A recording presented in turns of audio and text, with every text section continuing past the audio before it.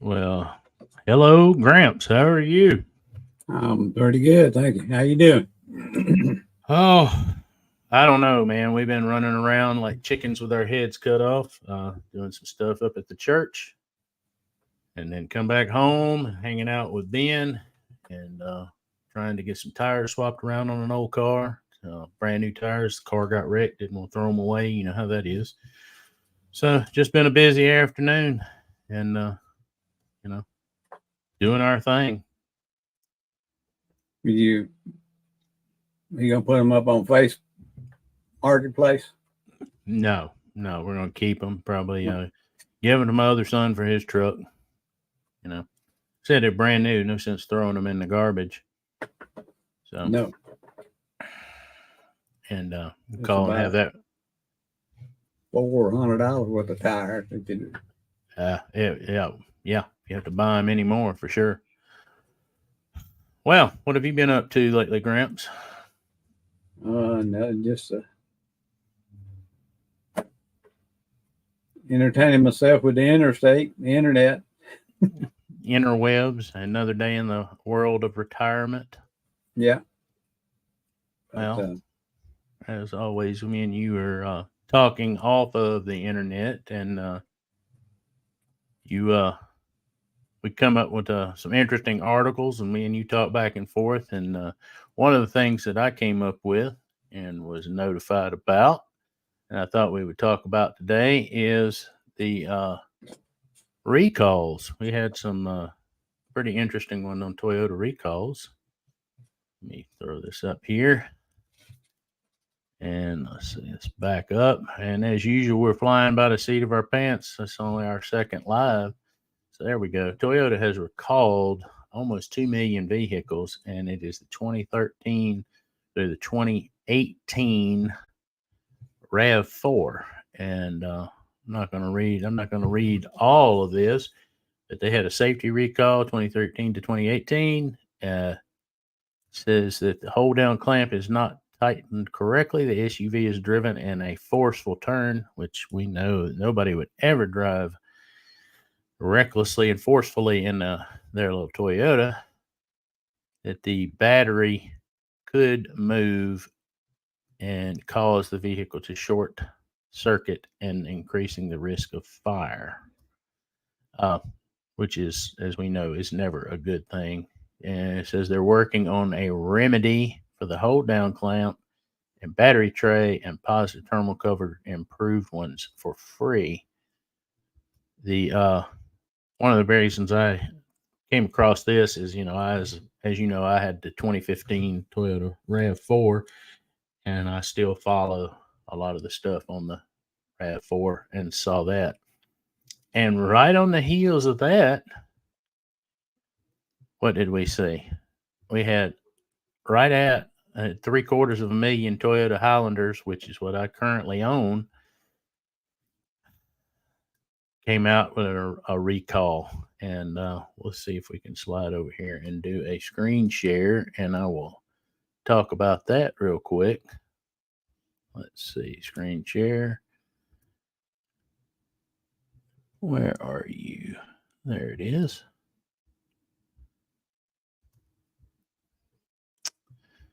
And this is from the Toyota recall. This is from the Toyota actual Toyota website and their Toyota media newsroom. It's conducting a safety recall in the U.S. involving 2020 through 2023 model year Toyota Highlanders and the Highlander Hybrid. 751,000 vehicles involved in the recall. And what is the subject of this recall? The vehicles are equipped with a resin lower front bumper assembly connected with some mounting tabs. If there's a minor impact to the lower front bumper cover assembly, it causes the mounting tabs to detach from the vehicle. And in short, they said that they would be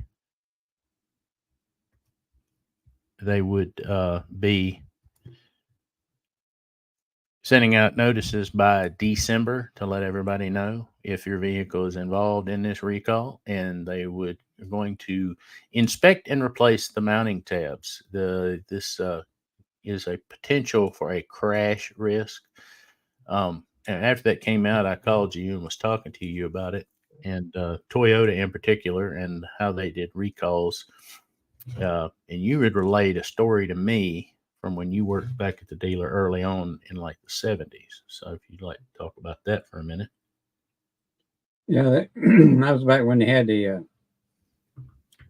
8 R's and 18 R's, and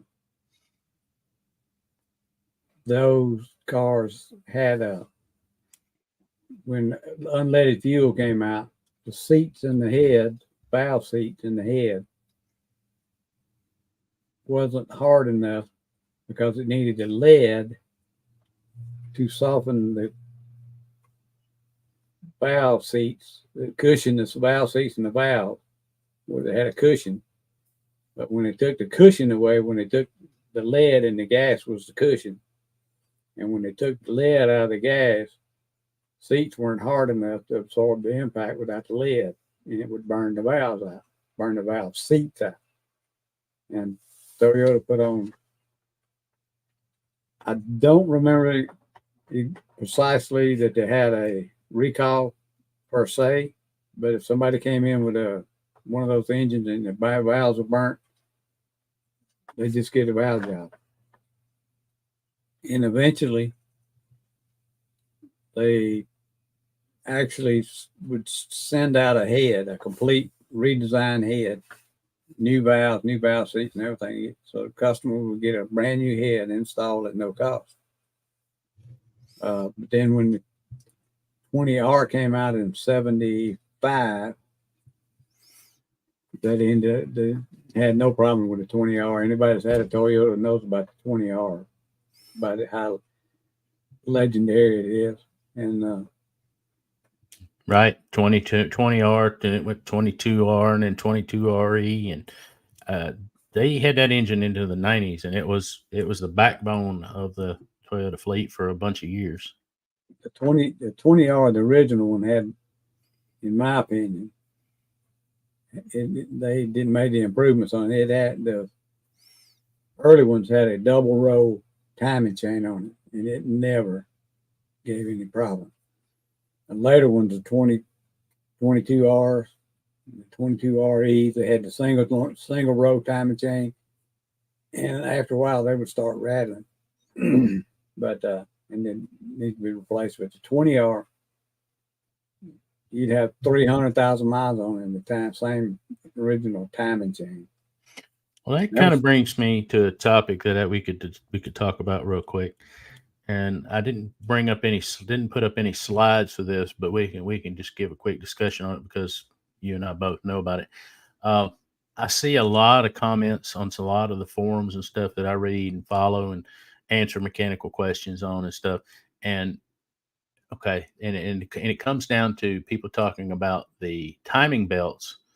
And there's a service interval, 90,000, 100,000, 120,000. And some of the more recent ones that I've dealt with on the GMCs with the 2.8 Duramax, I think they're around 130 to 140,000. But there's a misunderstanding about the timing chains. And I've seen this comment a lot of times. People say, well, oh, this engine has a timing chain. You never have to service it. And I'm like, there's may not be a service interval, and but you do have to change. You may in the life of an engine have to service the timing chain. And what it's coming down to on a lot of these engines is, like you said, back in the early days, they had a 2-row double roller timing chain in those engines when they first came out. And I think it was 81 that they switched those engines over to a single roller, and they started 81 or 82. Right. And they went to a single row chain, and that's when you started seeing problems with what we call chain stretch. It's not so much stretch as the gear wears, the components on the chain wear. And what I think we're seeing a lot nowadays is it's just my opinion, and that and 50 cents you can get you a cup of coffee. But I think take it. All right. Well, I'll email it right over. The I think it's these 10,000-mile oil change intervals that they've gone to. Yeah, yeah, yeah, You agree? yeah. You just begging to get a new engine. Absolutely. Yeah. I've told people many times on these forums and such that if you're going to go 10,000 miles on oil change, you have to be using your vehicle to a level of about 300 miles a day. That will put you changing your oil about every 6 weeks. Well, there's one guy, an automotive engineer, automotive press, I think is what he's on. He's got a YouTube channel. He talked to a Toyota engine builder. He worked for Toyota, the engine builder did. And talked about changing the oil. And the guy that rebuilds builds Toyota engine, race engines, said, change the oil first time 200 miles.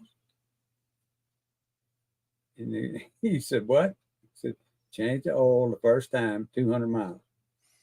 On a new engine. Yeah. And I saw another guy that's an oil geek. I don't have his YouTube up right now, but he changed it. His daughter got a brand new Toyota. Now he's just an oil geek. He worked for a lot of these race cars. Right. In formulating oil for race car. But his daughter got a 2023 Toyota Corolla. He changed the first oil change was 750 miles. In the first 5,000 miles, he changed oil 4 times. And he's an oil guy. And he did what now? He changed the oil 4 times in the first 5,000 miles. Okay. Did he say why? Yeah, he said that's to get all the contaminants out of the engine that's in there, from being manufactured, to get all the break in and anything that may have been overlooked. Sure. But then he said she's going to change it every 5,000 from now on.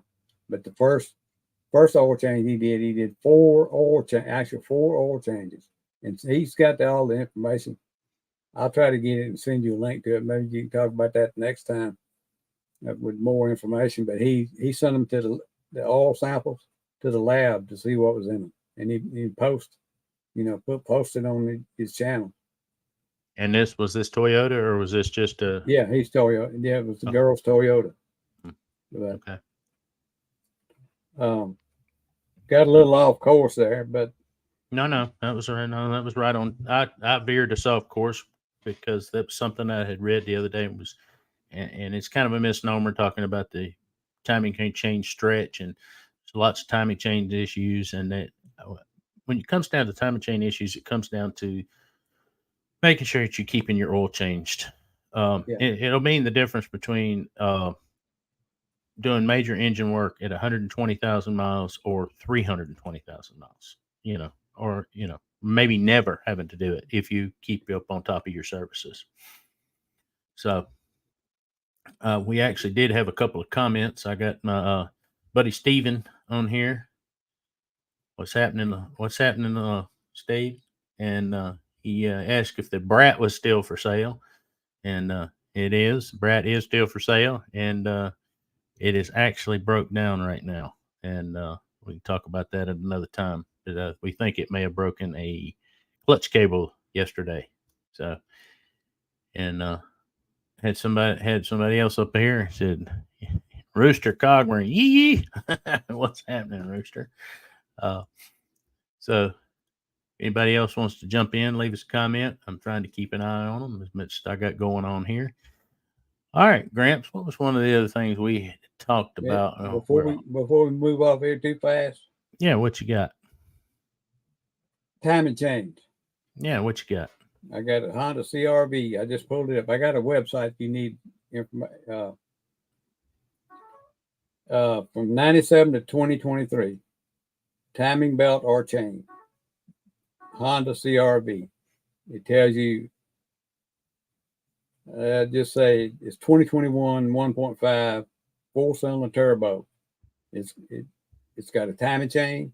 Mm-hmm. It's an interference engine. Uh-huh. And they say it's a lifetime. The chain is lifetime. But it also says just because it's lifetime, they do need to be inspected occasionally. Mm-hmm. So even though it's touted by the manufacturer as being a lifetime, but at the same time they say, well, you might want to look at it. Well, it'll last the lifetime of the chain. Okay. Engine components have, they're researched and developed and run through the mill, and they, and the average lifetime of what a manufacturer is going to look at is what the average automotive owner is going to run their vehicle, which I'm going to say that without having looked it up, this is one of those, numbers I'm drawing out of my rear end, but I would say that 150, 200,000 miles, most people are going to be looking for another vehicle. They're going to, because they don't do all the services that they're supposed to do. They don't service the transmission. They don't service the differentials. They don't check the timing chains. They change oil, change air filters, and drive them until they quit, and then they find something new. That's typically what the average automobile owner does. Well, on the timing belt issue, there's a site. It's called timingbeltinfo.com.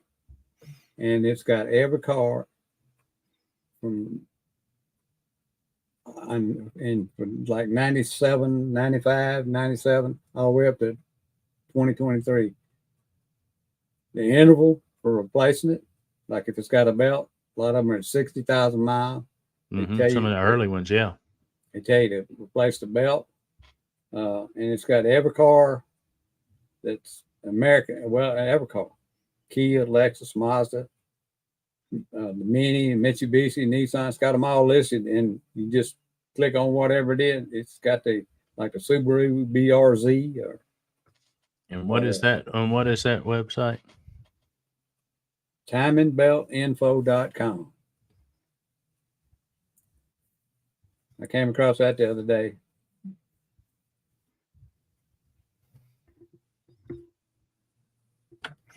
Timingbeltinfo.com. Is that it right there? Yeah, that's timingbeltinfo.com. All right, I can't see it. I don't. Yeah, it's right there in front of me. Big red. Yeah, big red. Yeah, big red bubble right there in front of your eyes. They show it with a capital T for timing belt. It doesn't matter. But anyway, that doesn't matter. That'll give you the information you need about when to replace it. If it's a belt, they tell you if it's a belt. They tell you if it's interference engine or not. It's a lot of information. Yeah. Okay. Well, we'll leave that up there for a few minutes for anybody that coming along. It's timingbeltinfo.com. If your vehicle's timing belt and you want to know when it's due to be changed, you can look it up right there and find out if it's an interference engine or not. Yeah, that makes a big difference in your decision. What is some of the other things that we have talked about recently, Grumps? I thought this was quite interesting, and you told me about this one, and I was like, "Are you kidding me?" The Amazon is going to start to do what with the Hyundai? They have come up with some kind of an agreement, and you can go ahead. Well, you start talking about that if you would, Grumps, while I get this pulled up. What was it that you found or reading about? You can be able to spec one on Amazon, and you'll be hooked up with a dealer, a local dealer, and you can spec it. You agree on what you want on it, and then I'm guessing, sign some kind of contract, and you go to the dealer and pick it up, or they can deliver it to your house. Well, from CBS News, a news article, Amazon shoppers in 2024 will be able to buy Hyundai directly from the retailer site, and that is a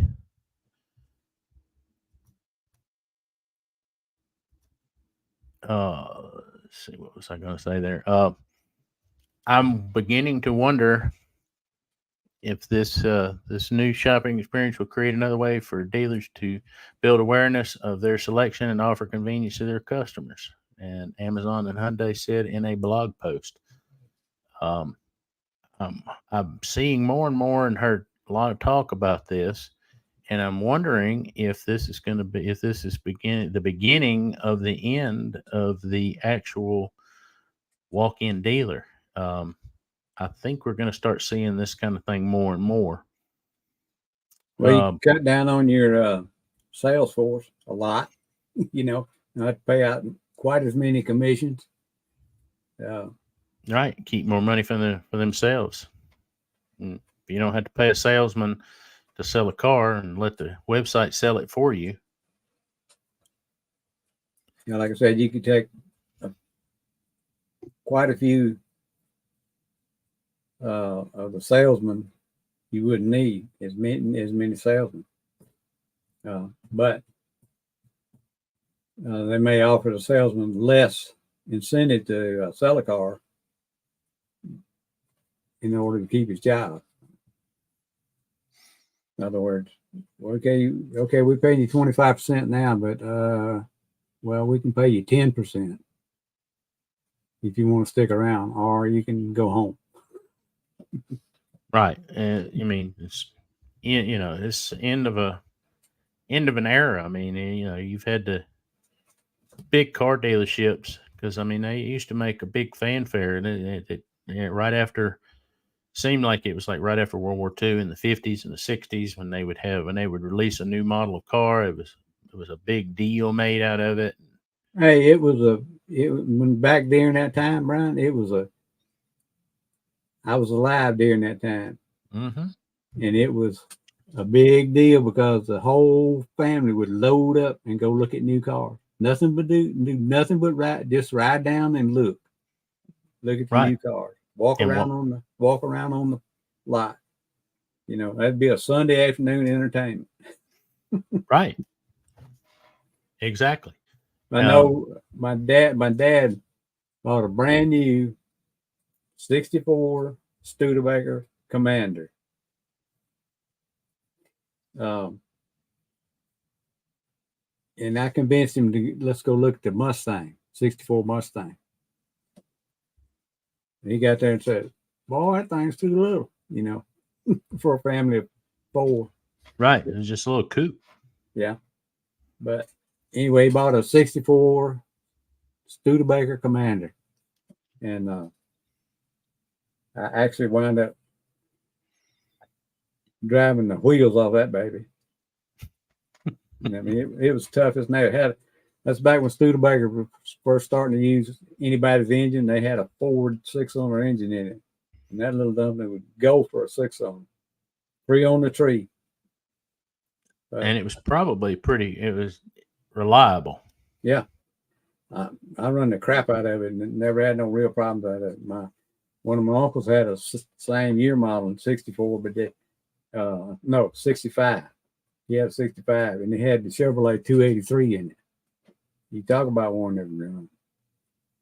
A little lightweight car, that 283.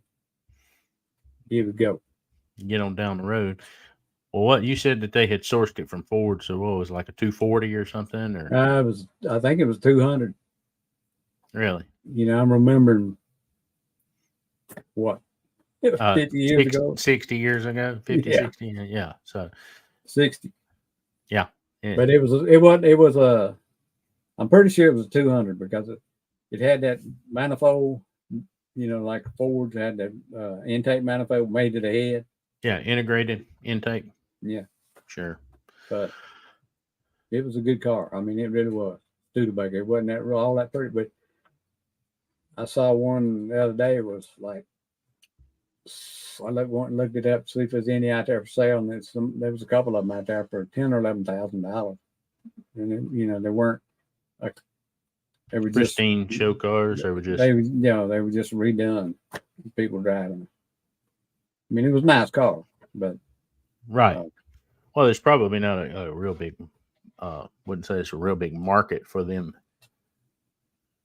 Like there's trying to become a market for electric vehicles, and we frequently have conversations about the electric vehicles and how they plan on trying to pull this mess off.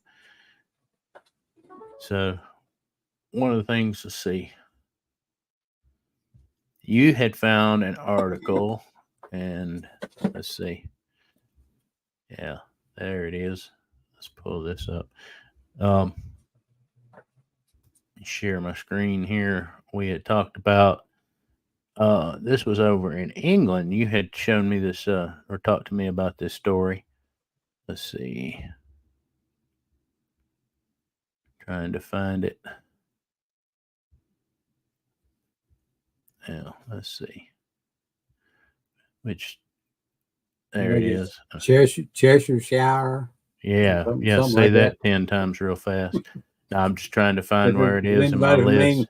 If anybody from England was watching, I'm sorry for that, about pronouncing that wrong. Yeah, here it is right here. I believe this is it. I'm going to drop this in here. Electric vehicles not suitable for the police. Did my story just change?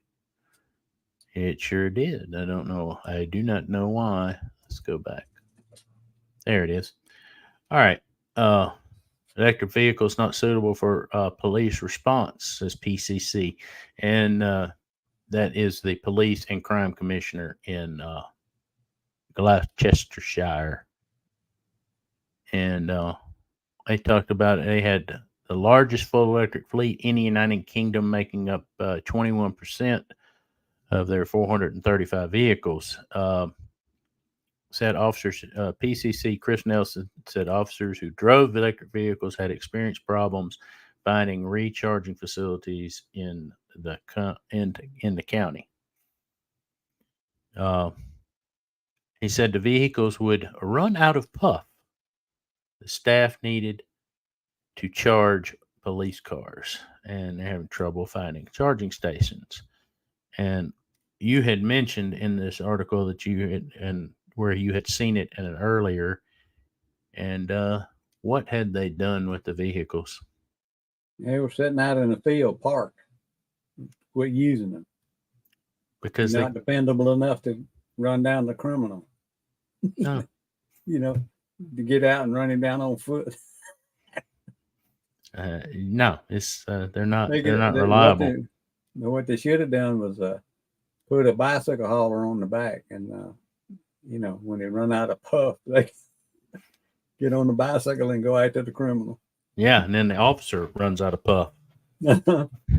Well, that kind of segues into something else that we were talking about, or earlier this morning when we were discussing what we were going to talk about on this live, and it comes down to, and it's strictly my opinion, and we got to get more people on board with this, or we're just going to end up with more problems and more lasting problems trying to deal with this electric stuff. Fire, emergency response vehicles, ambulances, a lot of stuff. This stuff is diesel. It's got this diesel particulate filter stuff on it. It's got these DEF systems on it. And when those systems have a problem, they're going to put that vehicle on the side of the road. And the vehicle won't be able to do over 5 miles an hour. Now, I'm going to tell you what, November the 1st, 2018, I had a heart attack, and I wouldn't want my ambulance driving 5 miles an hour trying to get me safely to a hospital to save my life. Police, fire, ambulances, any kind of vehicle, that school buses, to where reliability is going to be top. I understand we're trying to reduce our carbon footprint. And we're trying to reduce emissions. We're trying to improve our air. I get that. But my point is this stuff with our children, emergency response, you need this stuff to work, and you need it to work right now. You don't need it to be broke down. Well, when I get through with my regen, I'll go on and fight this fire. You need the vehicle to be reliable. Your thoughts? Am I wrong? No, I mean, but here's the thing. I don't know whether we are or are not getting all the facts about the what kind of carbon footprint we're leaving digging all these minerals up, making these batteries. And then Very good point. And then what kind of footprint we got, or are we leaving carbon footprint when one of these buses, commercial buses, burn to the ground? That I read a story. I thought I sent you a link to it, but some of the people that fought the fire were sent to after the fire was over with. One of them, the fire was so hot, he had to go into the hospital for heat exhaustion, trying to put this fire on this bus. But the other firefighters were sent into the hospital as a precaution to check them for chemical in their blood. Chemical inhalation. Yeah. Right. So some of that stuff is toxic. And, how far, when a fire is burning black, like rolling black coal, what's that doing to the environment around where it burns? Yes. Where's that stuff? Okay. And some of these fires have to have special chemicals that now the taxpayer has to pay for the fire department to have to put on these fires to put them out. Okay. What's in those chemicals? How much of this stuff is getting put on into the, as it washes off from the fire? Initially when they get there, they may be pumping water on it. Where's that water runoff going? It's going in the storm sewer. How do you stop that? How do you capture it? It's going into your creeks and streams. There's so many factors that they don't want to talk about and that they don't mention and talk about. It gets frustrating, and based on the information we have now and that we're seeing now, I just don't see this. Just see it as being sustainable. I can't. I mean, well, there are better ways, I believe, because Toyota's already proved it. That with the hybrids, their hybrids with their battery. I mean, I've been familiar with a Prius since 2004. You know that one of your cousins bought one. Yes. And during that time, I've not heard, and I may have just missed it, but I haven't heard of a Toyota battery just erupting into flames in the back of that car. I don't ever recall one of Toyota's batteries catching its place on fire. I think they call it going thermal. Yeah. I've never heard of Toyotas doing that. And and those batteries will go 200,000 miles or more. Everybody tells you 100,000. Toyota guarantees them for 100,000. Guarantee them for 100, and they're going 2. They're going over 200,000. I know hers did. She gave hers to one of her sons, or it was a grandson. Grandson, right? To a grandson, and he put another 150 or 200,000 miles on it after she got rid of it. It was the same battery. Right. Well, and here's the other thing that I wished I had gotten the information so I could share it on here now. So they're not just taking my word for it. But one of the things I heard an industry expert talk about talks about the hybrid being a better solution. What he said was, with the amount of lithium and all the other components that it takes to build a fully electric car battery, you can build like 10 hybrids. Okay. And, so it's like a 10-to-1 ratio on the batteries. And Toyota's actually coming up. They're actually looking at hydrogen. So, and I think they're using the it's going to be some kind of a fuel cell kind of deal with the hydrogen, and it's going to be hydrogen and electric. There's not enough out there. I haven't seen enough on it yet to be able to say one way or the other. But I hate to sound like a total Toyota fanboy, but you just can't deny their technology and how long they've been doing it successfully. So, if I sound like a fanboy, I just sound like a fanboy. Is all. Well, I am. I'm a fan of them because me being able to work on them for a number of years kept me and you and your mama fed. He kept a roof over our heads. Yeah. For a lot of years, that. Well, I do. And we have said this, that Toyota occasionally throughout the years, they have laid an egg. They've produced some turds, but I felt like they took care of them. Do what? When I was working with them, they took care of the customer. They had a problem, they took care of it. And I feel like they're still that way. I mean, and I'm not talking about your local dealer and you go in and you're dealing with your local service guy. I'm talking about Toyota Corporation. I feel like that they, could be, and it comes down to one of the things that when you were working there back in those days, is it came down to you talk about the Japanese people, and they take a lot of pride in building a quality product.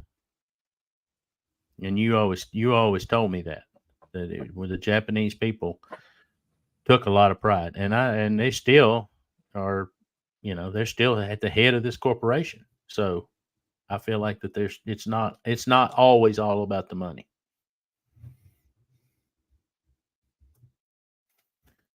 So on the same kind of topic, I think we've kind of run the gamut around on that. We had talked about electric vehicles, and we had talked about one of the things you sent me an article, and we were talking about if you're talking about buying an electric vehicle, don't ignore the cost of wiring your home for EV charging. Yeah, because if you got an older house, you need it in order to get what I read, in order to get faster charging system, the typical level 1 charging system, when you can hook up to your house, it puts back into the battery 3 miles for every hour it charges. In other words, if you run a car down for 30 miles and you need to put 30 miles back into it with a level 1 charger, it's going to take 10 hours to put that back in that battery. Well, if you only go 30 miles a day and you come home, plug it in at night, you'll be able to charge it up every night. But if you go more than 30 miles, you could be in a deficit before a week was out. You'd have to let it sit and take a taxi to work. Let it charge for 2 or 3 days. But to get to level 2, which level 2 is better, it'll get about 30 miles per hour charge back. But you got to have 200 amp box. And it goes anywhere from 900. So I saw some of the quotes that they asked people about it. It goes from like $900 up to as much as $7,000 or $8,000. Yes, depending on where you got to run your box from. Where you got to run it in the basement, under the ground, outside the house, over the roof. Yeah, it can be expensive. Well, like right. It says right here, right. Let me read this. It says level 2 chargers have become the home charging standard. These chargers, which cost from $300 to more than $1,000, including installation, can add 25 to 40 miles of driving range an hour. That's less than high-speed level 3 chargers the type increasingly seen in public charging stations, But level 2 chargers comes at a much more reasonable price and meets virtually everyone's needs. So you're going to be at a level 2 charger. You're going to be it says 300 to 1,000, and according to We Energy's home charging estimator, level 2 charging stations in your garage cost as little as $900 if the house already has a 200 amp electrical service. So if you don't have 200 amp electrical service to your home, let's see, an electrical service and properly sized circuit breaker box with 2 empty slots for a 240 volt electric feed. And it says, but that's not every home. And yeah, if you had an older home, right here, it says the cost could be $2,500 to $5,700 to the cost. Add that to the cost of the charging installation if you have to upgrade your wiring.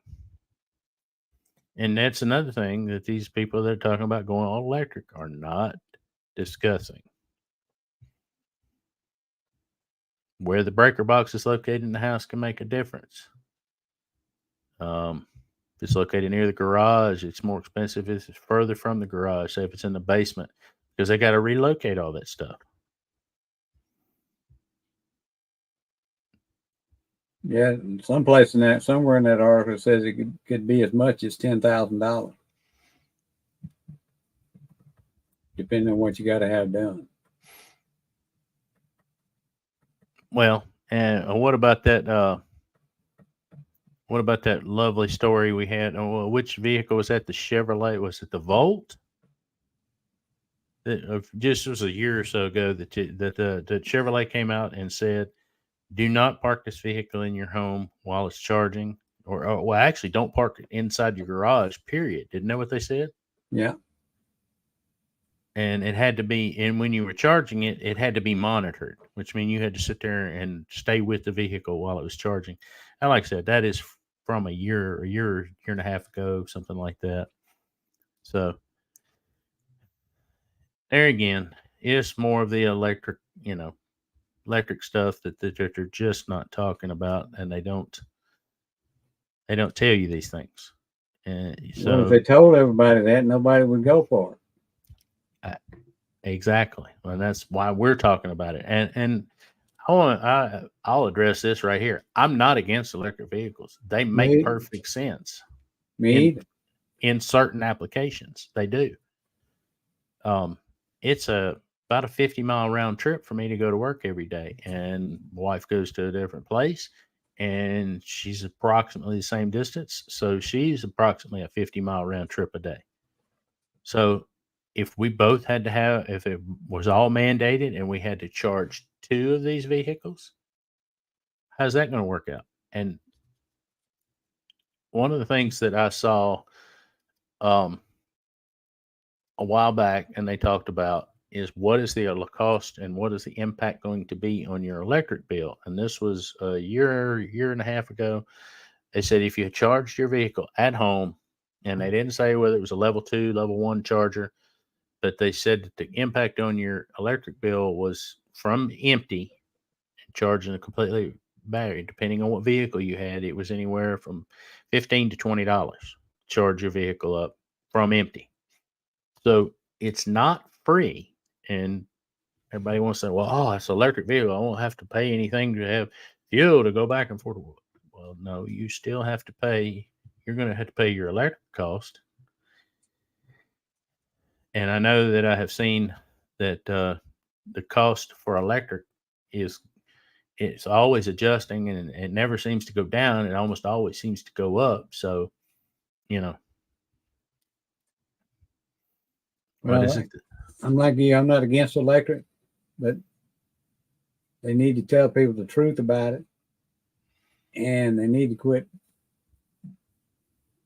There's better ways of doing it. Like I said, back to Toyota again. They figured it out.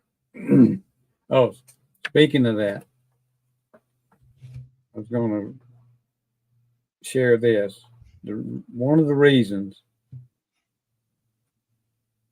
that Toyota did so well from when they first started. A guy, an American, he tried to get the manufacturers here to adopt his management and how to improve. His name is Deming.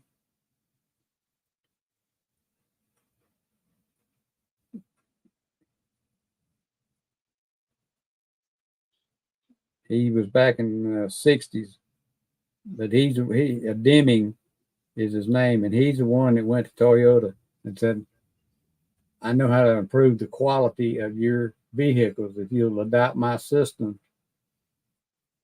you'll be one of the best manufacturers in the world. Well, they adopted his principles, and he's the main reason Toyota kicked everybody's butt for a while. But it's an interesting book. He's got a book about it. What's the name of the book? I was looking for it. We are live, so that puts the pressure on. Oh, it is? Oh yeah. You don't feel the pressure of everybody watching. That's why you try to find this book. No, not really. You know, really don't. Anyway, it's fine.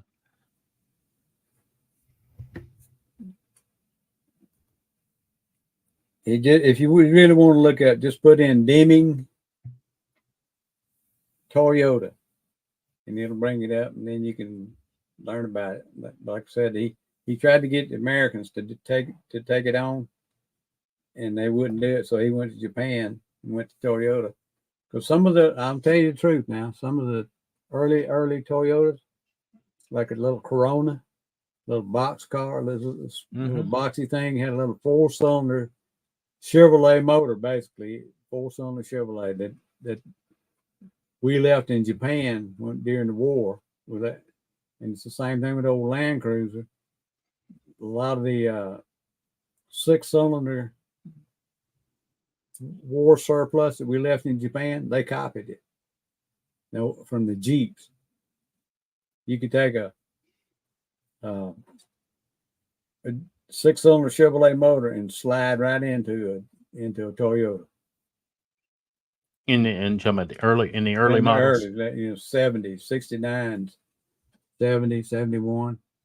Right. They copied all that crap that we left over there. And well, they didn't just copy it; they improved upon it. Yeah, they improved it when like I said, they had the old 2-speed cast iron transmission that GM had. They had the same thing in a smaller version, exact same transmission. Had the Power Glide in some of the early Corollas. Right. It was the cast iron one went in behind the 18R, 20R, not 20R, 18R, 8R engines, the Coronas, but the little 2-speed Power Glide went into the Corollas. And it was aluminum, looked like a little Chevrolet Power Glide, 2-speed transmission. All that crap was what we left over there, and they took it and said, "Hey, let's make it for these 50s Toyotas." They did. Well, I remember back onto the topic of Toyota, and one of the reasons why they were so good back in the day, and I don't know if you remember telling me this. It seems like I did a book report back on something to do with Toyota when I was in school, and they I don't know if you remember telling me this, but Japan has no, and I may have read this. I don't know if you told me this or I read this. Anyway, Japan has no natural resources for steel.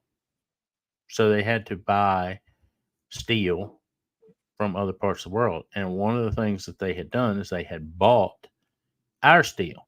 They bought some of our best scrap steel.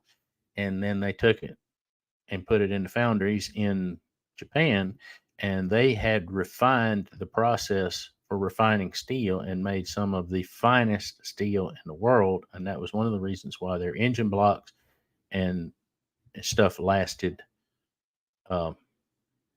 just, didn't wear out like, the American counterpart stuff. Do you remember telling me that at some point? Or No, I may have but read that it don't somewhere. mean nothing. It Yeah. don't mean nothing. Well, anyway, well, we have just about come to the top of the hour. We have been on here for about an hour, and I hope we have delivered some information of value to the conversation. And yeah, you got any burning desires before we go, Gramps? You got anything you can add there toward the end? No, it's just, it's a controversial topic. It's going to be that way. I think there could be a lot better ways to go about what they're trying to do. Yeah. I don't want to, and who knows in the end whether it's going to pan out or not. I don't know. I don't know. I don't know. I know one thing, they're dumping a lot of taxpayer dollars in this stuff, and it's going to have to eventually be paid back. That is true. And that's one topic that we didn't talk about, and you had talked about, and we will cover that as our last topic before we go. And let's see, let me do this screen share. You had sent me an article on, there it is, from Jackson Hole, Wyoming, and they bought electric buses for the transit system, but none of them are working. And how many? He said they bought 8 of them, and how many millions of dollars today? I think it was 2.3 million. And why are they not working? Well, can't get parts, and the company that made the buses went bankrupt, and they got in on that some of that electrification money that the government was giving out, and so if they went bankrupt, that means it's $2.3 million out of the taxpayer dollars that's going to have to be made up somewhere along the line. Right, that the folks in Jackson Hole, Wyoming paid out, and now they have 8 buses that are sitting unable to do anything with them. Can't get no parts. Because, it's read that right. Where did I read that? I read it right up here. Come on, fingers. Yeah, right there. Reports that the last electric buses went out of service 2 months ago, and some of the broken buses have been awaiting parts for months. And this article was, what was it dated? We have a date?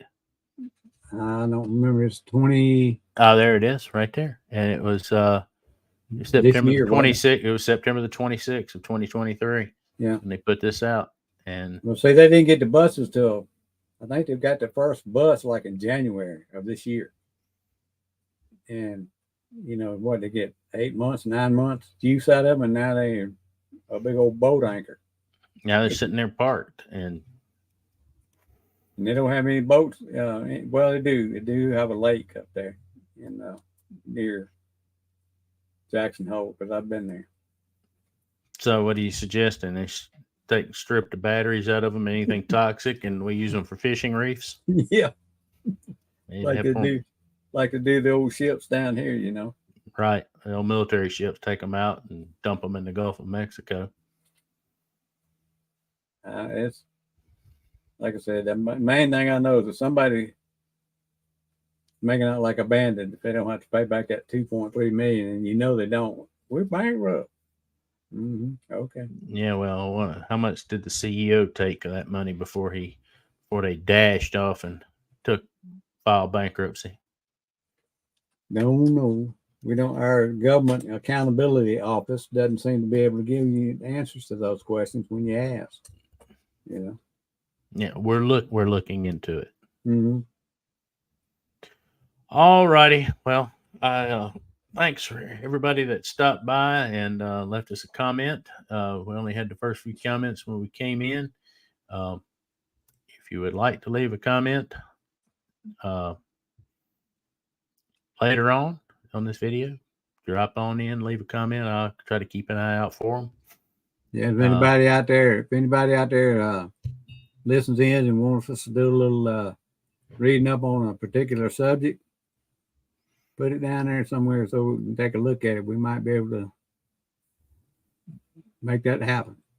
Yep. And you can send me an email. I try to keep up with them at realworldgarage@gmail.com.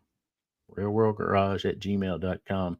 If you have a topic that you want to discuss and we can answer the questions on it, like Graham says, send us a note. We'll do what we can. So, been good talking with you, Gramps, and I think we're going to slide out of here. And okay. What is it we always say? Hasta la vista. No, I think you said, what was you said last time before we slid out of here? Oh, yeah.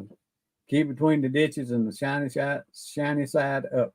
That's it. Keep it between the ditches and the shiny side up. We'll see you next time.